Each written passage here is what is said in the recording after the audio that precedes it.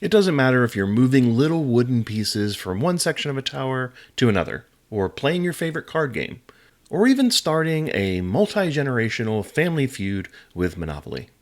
There's something about family game night. But what if your family game night could be a fun, exciting, and collaborative shared experience that carries on for years, maybe generations to come? Sounds good, right?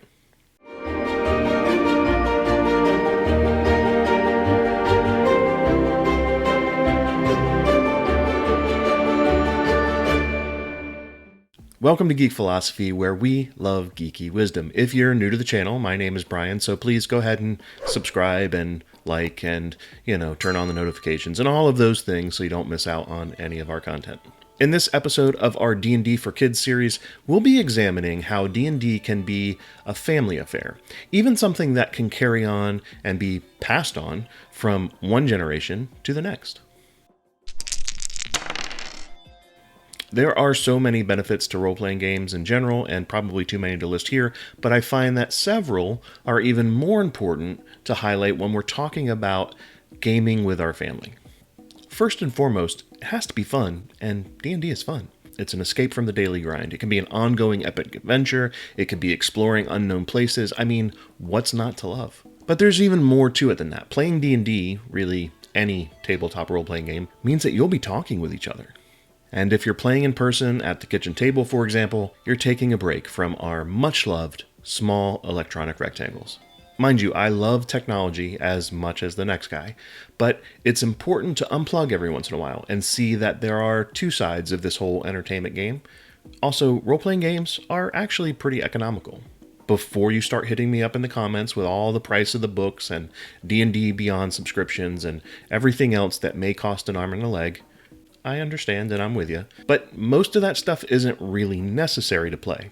A relatively small investment in a starter set, or even a secondhand set of core rulebooks, can provide hours, even years of game time. And really, you can play with as much or as little as you want.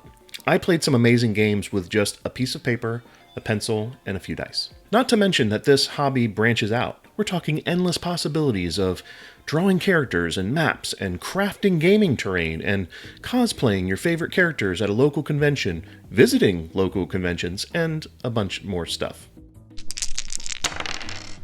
To get started playing, especially if you've never done it before, you could get the starter set, or you could just pick up some basic necessities like a set of the rules, download them for free, or you can pick up a one-shot. That will help you get started too. I actually recommend that starter set. It's a relatively low-cost investment, and it comes with everything you need to get started. It also comes with a campaign in the box, so you can test it out together, and you already have a story that's there. And if your family likes it, maybe write your own one-shot adventure.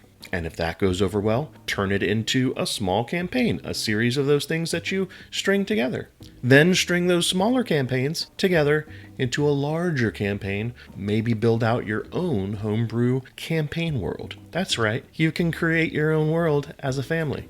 Some days can even be about the world building instead of gameplay. You can decide things like, do we have dragons? Can everybody have magic?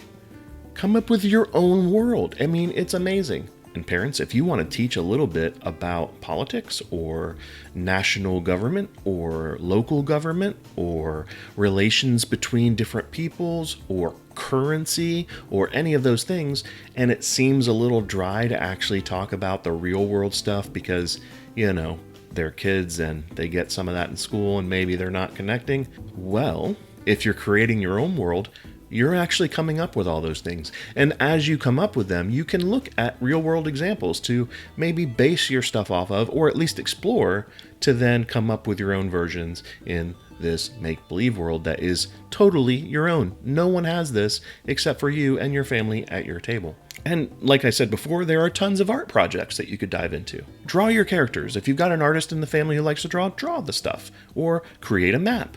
Or go to the dollar store and grab some things to craft terrain pieces and some paint, or maybe even paint some miniatures that you go and you purchase. And when you're ready, you can go to your friendly local gaming shop, ask your kids to see if there's any dice they like. It's a small investment in the grand scheme of things, but they can go pick out a set of their own and really make it theirs.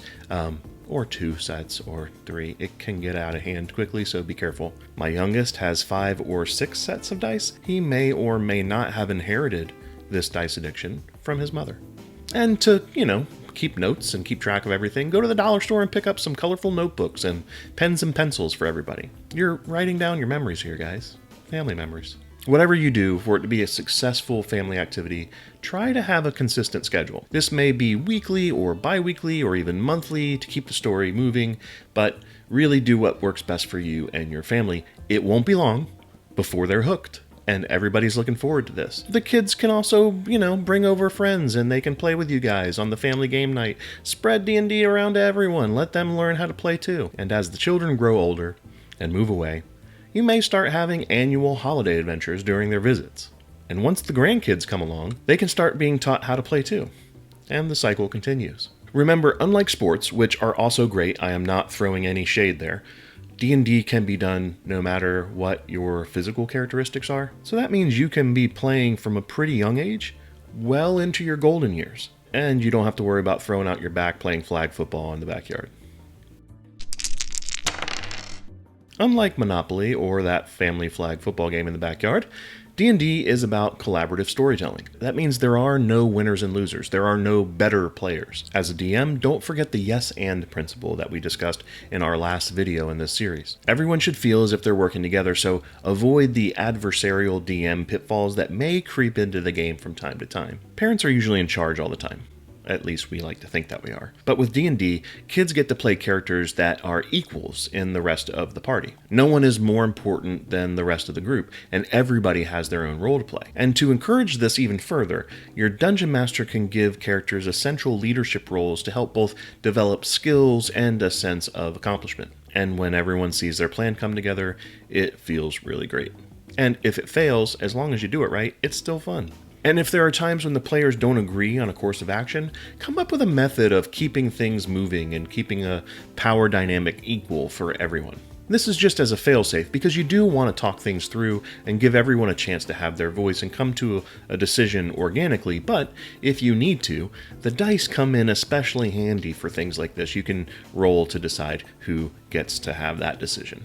Over time, let the kids take over as the Dungeon Master. They can learn how to manage a session. Think about all the real-world lessons they're picking up by doing this. Planning, organization, improvisation, adapting to different circumstances and change, and yes, even some math.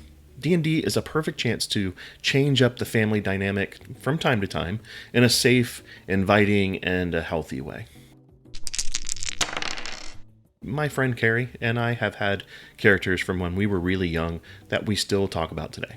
You may remember Carrie from our previous Relics of the Ancients actual play campaign, but I will put his Instagram information on the screen because he used to draw all of our characters, and maybe he can draw yours too.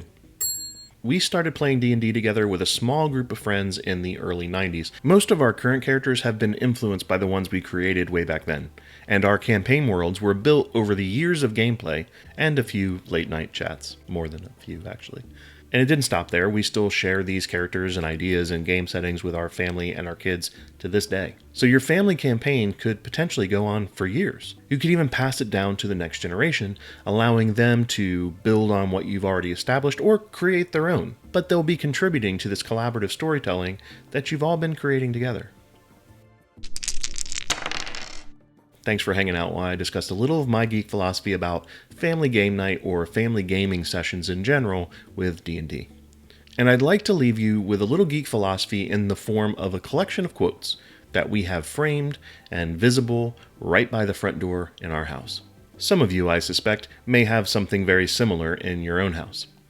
Ours says, "In this house we believe in magic, and everything is elementary. We travel to galaxies far, far away from Middle Earth, where no one has gone before, and the odds are ever in our favor. We aim to misbehave while doing wibbly-wobbly, timey-wimey stuff. We don't care what muggles think. In this house, we do geek." Cheers.